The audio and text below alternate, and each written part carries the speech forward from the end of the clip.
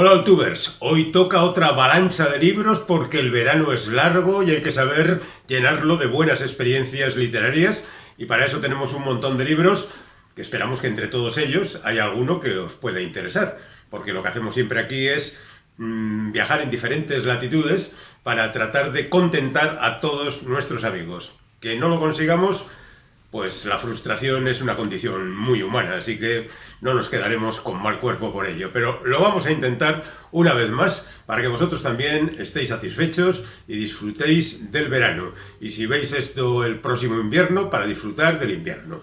O cuando sea, porque un buen libro se disfruta siempre, sea la época que sea. Voy a empezar con un clásico por supuesto moderno. Hablo de John Connolly.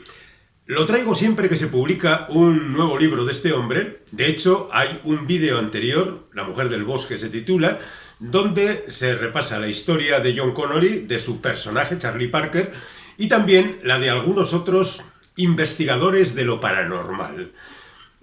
Insisto en lo que decir que siempre hay que hablar de John Connolly porque hay ciertos problemas con su indefinición de género. John Connolly escribe novela negra pura, novela negra, es decir, cumple con todos los ritos que es necesario para la novela negra y la novela la escribe muy bien.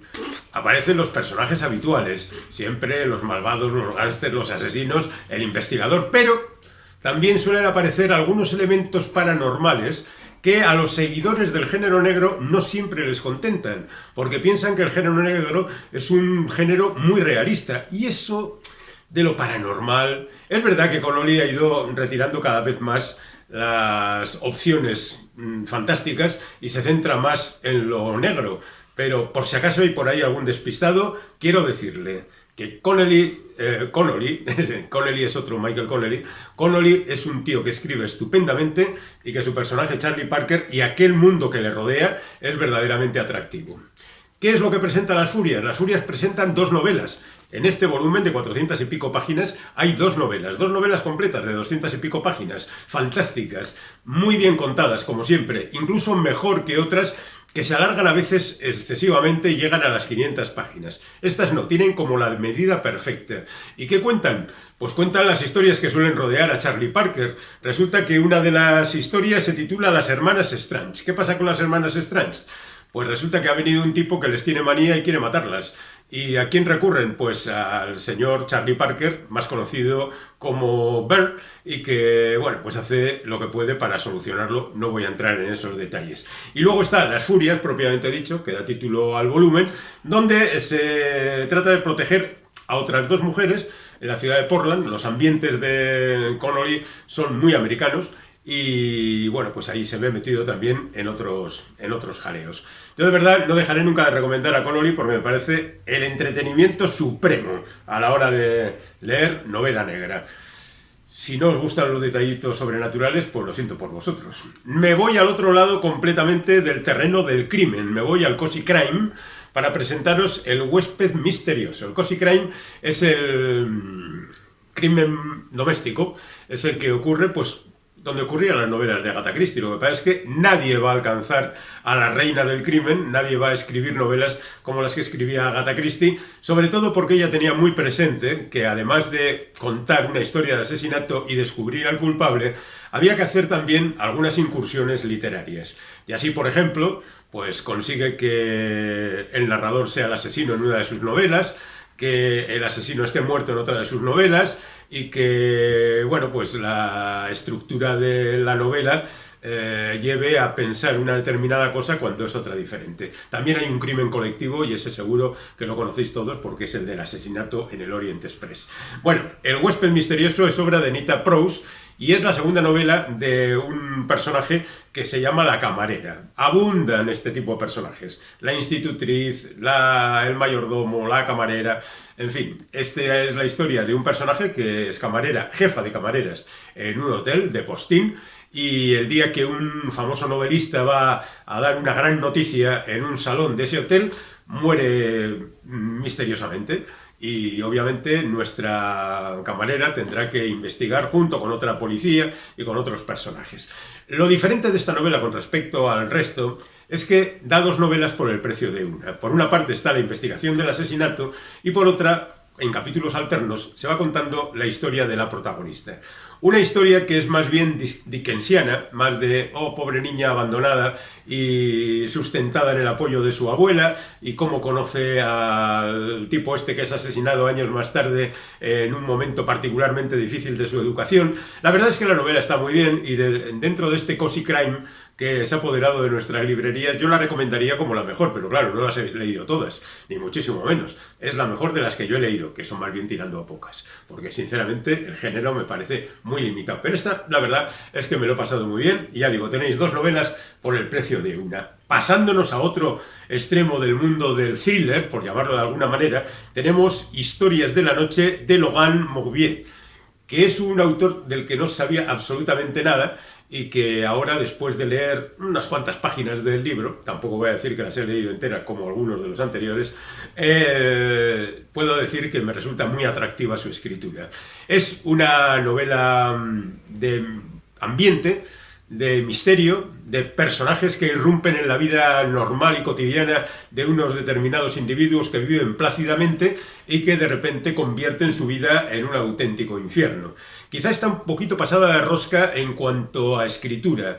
Digamos que es una escritura muy dilatada, muy echada hacia las 500 páginas, y yo le hubiera pegado unos cuantos recortes, pero yo no soy el autor y el autor ha decidido que Historias de la noche tiene estas dimensiones y a mí me parece, yo de hecho voy a terminar de leerla, no me pasa con todas las novelas, empiezo a leer algunas y las olvido rápidamente, pero esta es una novela que me ha convencido por lo menos en su principio, como lo ha hecho también esta novela titulada Un hambre insaciable de Chelsea G. Summers.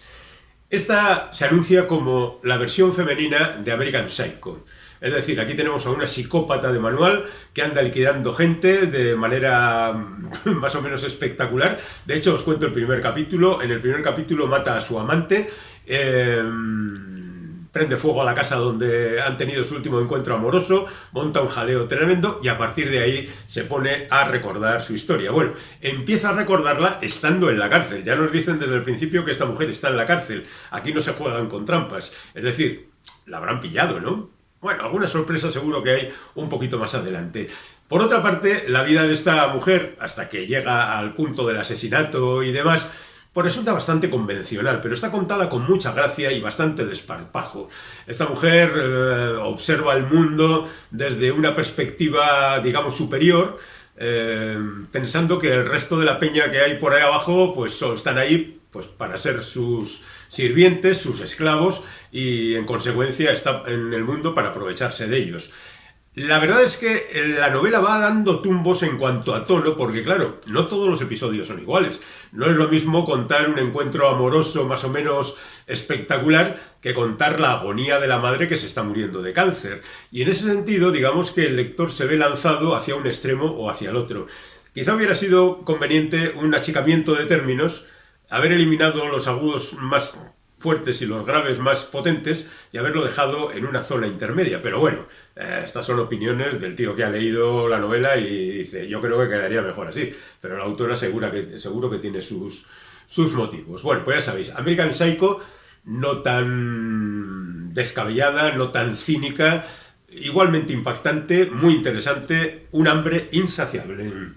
Y terminamos esta parte con un señor que escribe novela negra, que es el autor de la famosa trilogía de Indira, compuesta por El buen padre, por Las otras niñas y por Indira.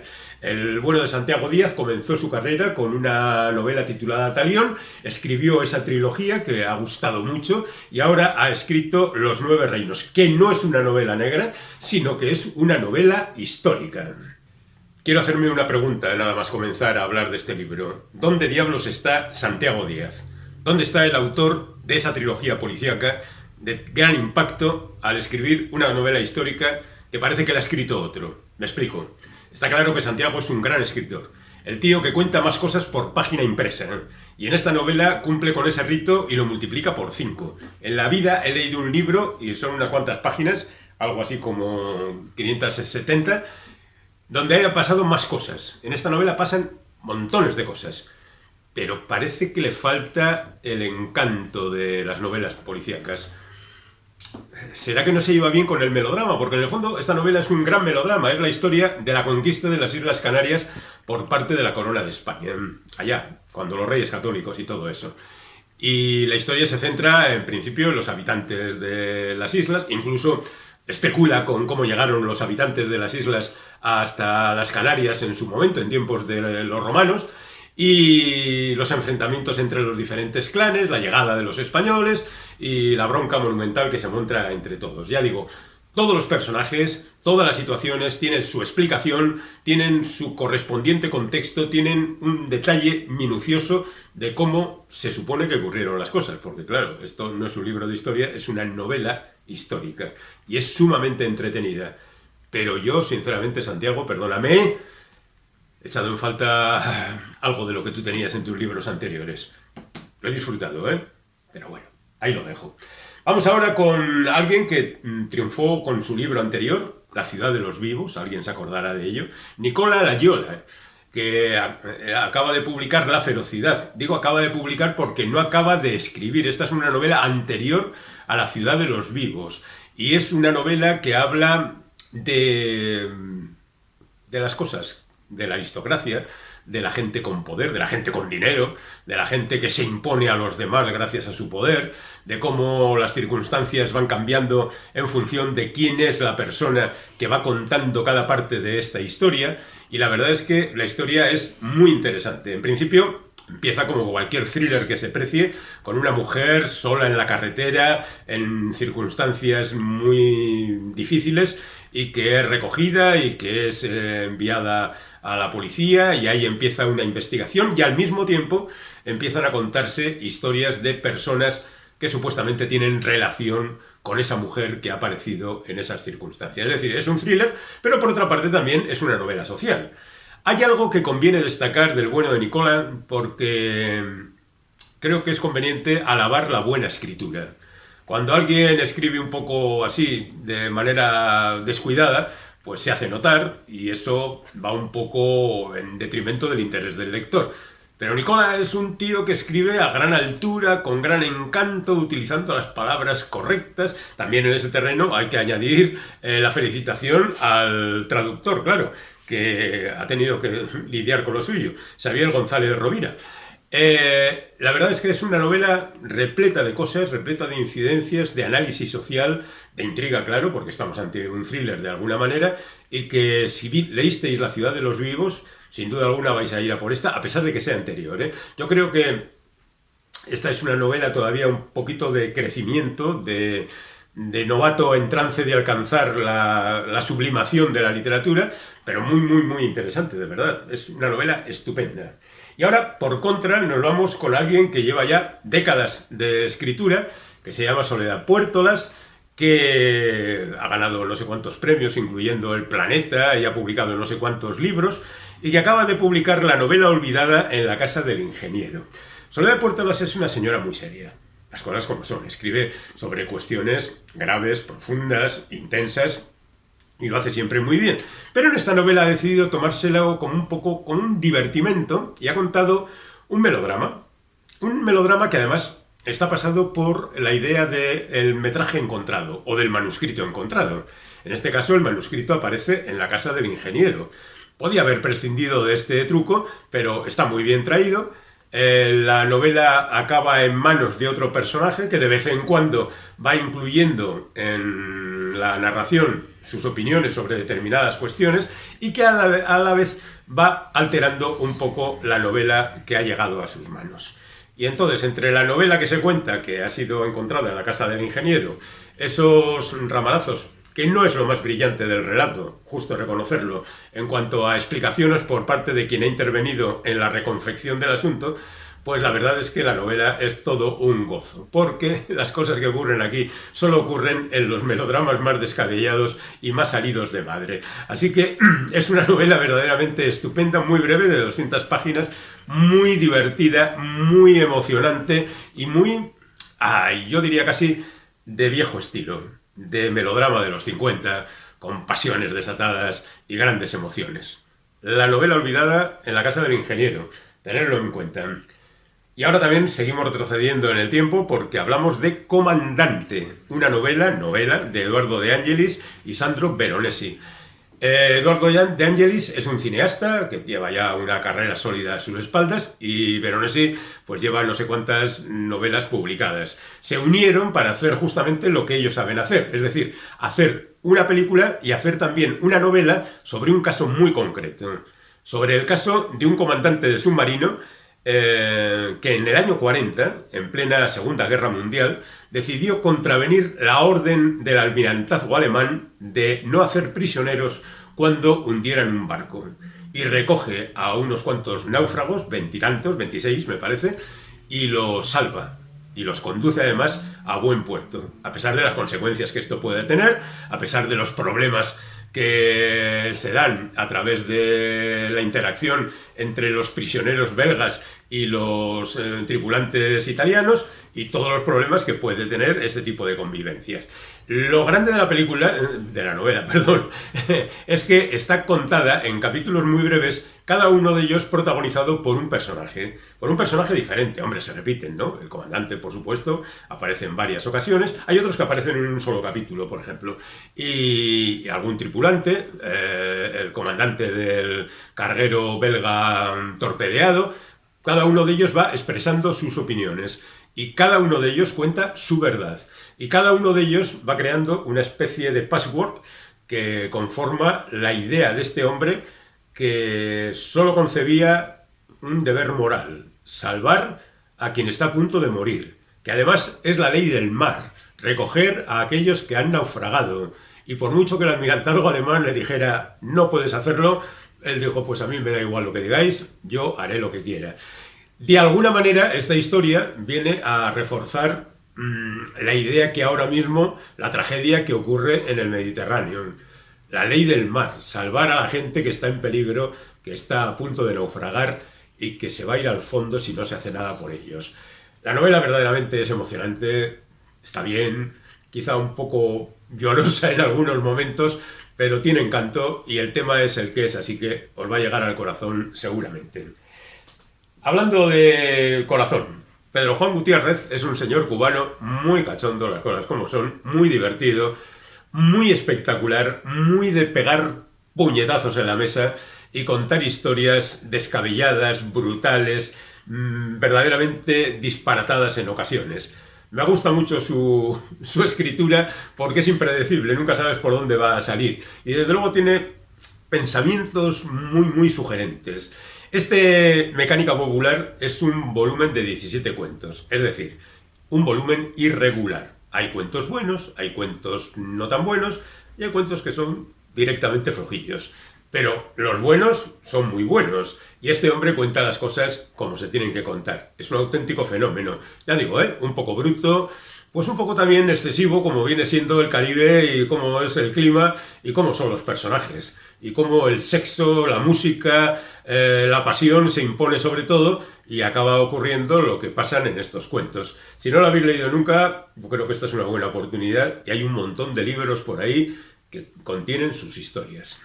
Y ya que estamos de cuentos, hablemos de 4 cuentos cuánticos. Está muy bien como título. Javier Argüello es su autor y este hombre es argentino y ha escrito montones de libros. Incluso tiene otros volúmenes de cuentos como, por ejemplo, 7 cuentos imposibles. A mí me pones cuántico en el título y ya me has ganado. Porque como es algo que no entiendo, voy enseguida a ver si consigo enterarme de algo. Y entonces, bueno, pues encontré este libro y dije, ahí voy. Y me puse a leerlo y descubrí que el señor Argüello me ha mentido un poquito. Porque es verdad que las historias que cuenta en este volumen son extrañas, ocurren en territorios un poco distorsionados, en el tiempo y en el espacio. De repente los personajes van cambiando de lugar y de tiempo. Y eso podría ser considerado cuántico, pero no lo es del todo. Es decir, no estamos ante una fórmula típica de la mecánica cuántica. Es decir, es más bien un libro de fantasía que un libro sobre ciencia. Así que, a pesar de todo, se lo voy a perdonar porque me han parecido las cuatro narraciones que aquí aparecen muy estimulantes, quizá un poco largas, quizá para llegar a las 200 páginas. En ese sentido hubiera sido mejor, perdona que te diga, 24 cuentos cuánticos. y hubiéramos estado todos más contentos. Pero bueno, en cualquier caso, aquí está el libro de Argüello, que no es muy cuántico, pero sí tiene bastante cantidad de interés.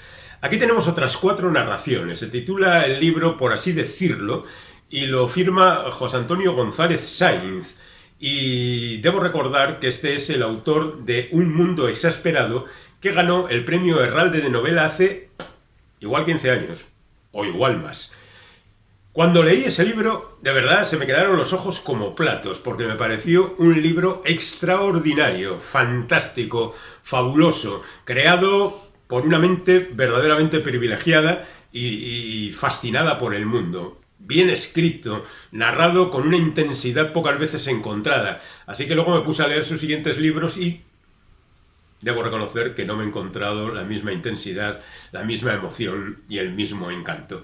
Será que nos vamos haciendo viejos, pero sin embargo, no he cejado en el intento de que me vaya a reconciliar con González Sáinz, y cuando apareció este libro dije, voy a poner a ver qué pasa. Y he encontrado algo de aquel encanto que encontré en Un mundo exasperado. Son 4 narraciones, pues breves de unas 50 páginas cada una, que tratan de indagar también en mundos que resultan complejos, difíciles, exactamente dónde estamos. Me encuentro en una situación que no acabo de entender, tendré que hacer algo para solucionarlo, pero no hay nada a mi alcance para conseguir mejorar esto. ¿Qué es lo que debo hacer? Me he encontrado otra vez ante el misterio, y en ese sentido me lo he pasado muy bien, así que he recuperado la confianza en este autor y os traigo la buena noticia de que podéis leer este libro, y luego, si podéis, Un mundo exasperado, que tal y como recuerdo era la pera limonera. Hablando de cuentos, tenemos aquí otro de cuentos, a pesar de que este es muy gordo, y viene firmado por Margaret Atwood y Douglas Preston. Se titula 14 días. Os explico. Este es un libro consecuencia de la pandemia y de alguna manera bebe de la historia de El Decamerón, donde también unos individuos se refugian en un castillo para huir de la peste y se ponen a contar sus historias, o los cuentos de Canterbury, o el Heptamerón, en fin, aquellas historias antiguas que servían para contar un montón de cuentos. Lo que pasa es que aquellos libros los escribía una sola persona, y esta pues lo han escrito un montón de gente, porque la idea y la edición son de Atwood y Douglas Preston, pero aquí hay un montón de gente, alguna famosa, otra no tanto. Por ejemplo, tenemos a Dave Eggers, que es un señor muy famoso y muy bueno, a Diana Gabaldon, conocida por sus andanzas de Outlander, John Grisham, Tess Gerritsen, tenemos a... encontraré a alguien más, Rosanna Robinson, R.L. Stein, el de las pesadillas, Scott Turow, el de Presunto Inocente. Hay un montón de escritores que han escrito relatos para ser contados por un montón de personas que se reúnen en la terraza de un edificio durante la pandemia. Están hartos todos del asunto y por la noche a las 7 suben a aplaudir a los gente relacionada con la sanidad, y luego se quedan allí contando estas historias. El que ha hecho el trabajo verdaderamente imbatible es Douglas Preston, que es el que ha ido enlazando todas las historias. Ha hecho los intermedios entre una y otra y ha permitido que haya una especie de línea que va enlazando una historia y otra. Por lo demás, los cuentos son como siempre. Unos muy buenos, otros muy malos, los hay muy malos. Intuía que Diana Gabaldon no escribía bien, pero su cuento es verdaderamente olvidable. Y otros que están bien sin matar. El de Margaret Atwood, por ejemplo, es un cuento encantador, bien contado, como solo sabe hacerlo ella, pero que no te deja un pozo como algunos de sus escritos. Y bueno, pues John Grisham ya sabemos que escribe para el gran público, es decir, que es un libro para casi todo el público. Y luego además, pues los cuentos se acaban y continúa la acción y aparece otro cuento. Yo me lo he pasado muy bien. Es el típico libro que no te va a salvar la vida, pero que te va a proporcionar un rato de lo más entretenido. Estaría bueno. Tenemos aquí a Elizabeth Filol, que es una escritora que ha conseguido cierta notoriedad con Doggerland, que es su tercera novela. Esta, la central, es una primera novela. Es decir, es un poco aquella novela de debut, de iniciación, de voy a ver qué me sale y a ver si lo consigo. Se le ha quedado en las 130 páginas aproximadamente y viene a contar la vida en un reactor nuclear. ¿Cómo es la vida para los que trabajan allí? ¿Cómo es la historia mitológica casi de las centrales nucleares? ¿Cuál es el peligro que nos aguarda dentro de la central nuclear y fuera también, por supuesto? ¿Y cómo es esta vida un poco extraña que rodea a esta gente? Es un libro bien intencionado, por supuesto, y muy interesante, pero al que le falta una especie de hervor, ya os lo digo, pero a quien esté interesado, la verdad es que es un libro, yo diría que capital. Se publicó originalmente en 2010, ha pasado mucho tiempo, no sé cómo estará. Óscar Martínez y Juan José Martínez han escrito El niño de Hollywood, que tiene un subtítulo que dice ¿De qué está hecho un sicario de la Mara Salvatrucha?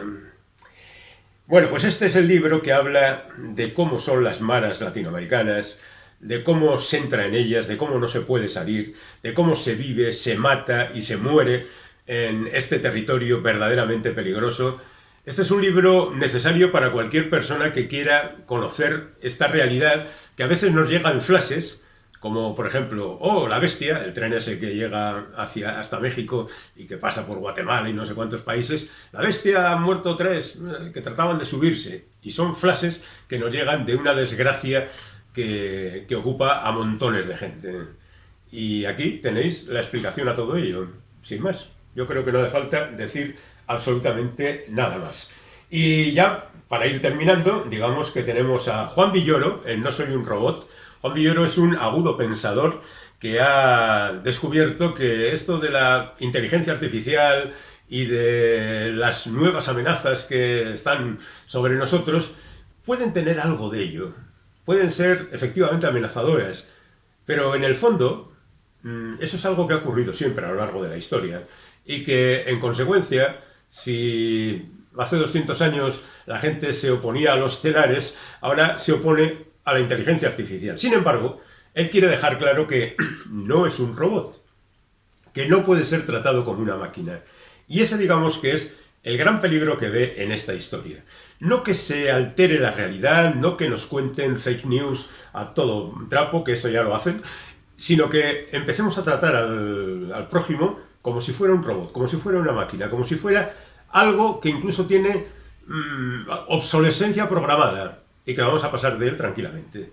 Es un ensayo verdaderamente interesante. Otro ensayo que yo recomendaría con entusiasmo es Un puñado de flechas, de María Gainza, que habla fundamentalmente sobre el mundo del arte. Pero, os cuento un relato rápidamente. Hay un momento en que habla de Golden, aquel lugar de Thoreau y de los trascendentalistas en Estados Unidos, y ella se mete en el relato. Pero luego de repente cambia y va a un museo cercano donde roban unas obras de arte.